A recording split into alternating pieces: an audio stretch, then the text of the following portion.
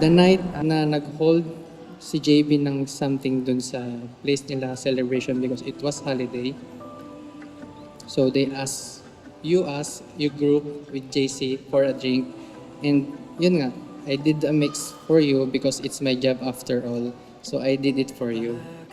Then, pagkatapos ng gabing yun, I've decided to write a message for you.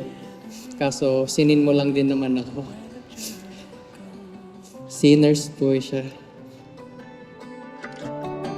Tagay, para sa tagumpay. Thank you.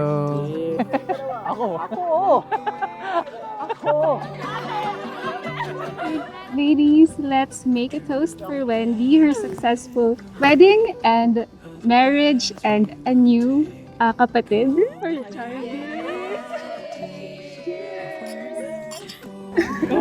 I know.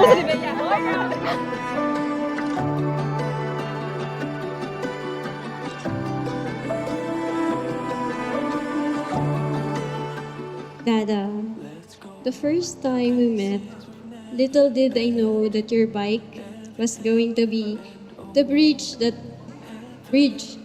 between us. North to south, certainly, you were up for the challenge. Post-pandemic, you've traveled miles away just to see me.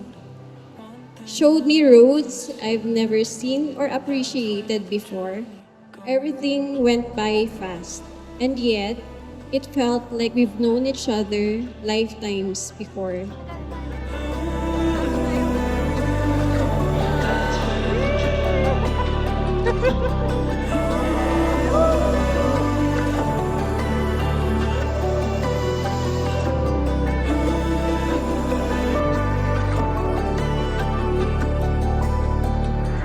Siyempre, pagpatuloy lang niya yung uumpisahan niyang gulo at sana lang wag siyang magbabago. Yun lang, healthy lang lagi. Mama Tama is na. here, always. Okay? Pray lang.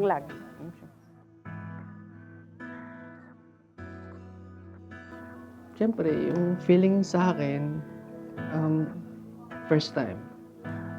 So, hindi ko naman alam na ganito yung feeling. Siyempre, alam naman natin yung feeling na pag in love ka sa isang tao. Pero iba yung feeling na ito na yung susunod. So, dumating ako sa point ko sa sarili ko na talagang decided na ako. Kasi kailangan natin pagdaanan. So, ako, willing akong pagdaanan yun. Na nakikita ko yung sarili ko na si Wendy yung kasama ko. Alam mo ba, munti ka na sumuko ang puso ko sa paulit-ulit na pagkakataon na. I am grateful na after a long time, there's someone who showed me love, worth protecting, to cherish, and worth fighting for. Your presence, given a great impact in my life, teaches me to trust and always have faith. And now, I am marrying you not just to write on that piece of paper, but I'm marrying you to be my wife for the rest of my life. Nandyan ka na di magmamadali, ikaw lang ang katabi hanggang sa ang buhok ay Panindigan ninyo ito. How God is giving you the opportunity, binibigyan na kayo ng pagkakataon, isabuhay nyo ito. Sundin nyo lang lahat ng sinabi ng Panginoon at sasabihin ko sa inyo, ang kasal nyo, buhay, kaligayahan, tanda ng pag-ibig. Subukin mo ang relasyon ninyo, manatiling matapat na nagmamahalan hanggang wakas. At lalo nga magtiwala kayo sa Diyos, magtiwala sa isa't isa. Ang kasal na ito ay panghabang buhay. ikaw ay dilaw, di akalain. Staying together all these years for showing me how marriage should be. It's not whether you're always happy, but staying together through all the ups and downs. Kang di naman delikado, kasi parang umingiti na naman ako. Kaya ngayon di na ako mangangamba, kahit anong sabihin nila. Ngayon nandyan ka na, di magmamadali, ikaw na ang katabi hanggang sa ang buhok ay pumuti. Di na maghanap ng kung anong sagot sa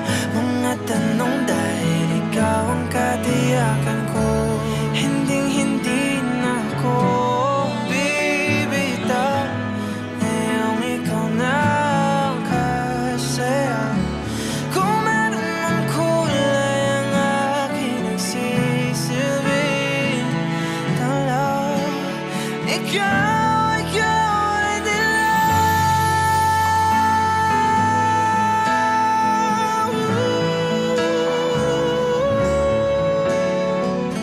And to ride this lifetime with an open heart, mind, and soul, and to embrace each day that God give us to spend together with Javi. RJ, from the first moment I saw you, yung sandok na yon, I knew you were the answer. I've always asked the Lord in my prayers. Thank you for being in my life. Ngayon nandyan ka na, ikaw lang katabi, hanggang sa ang buhok ay pumuting. Dahil ikaw, hindi na ako bibitaw. Ngayon ikaw nagkasayaw. Kung meron mang kulay ang aking nagsisilbing tanglaw. Ikaw ay dilaw.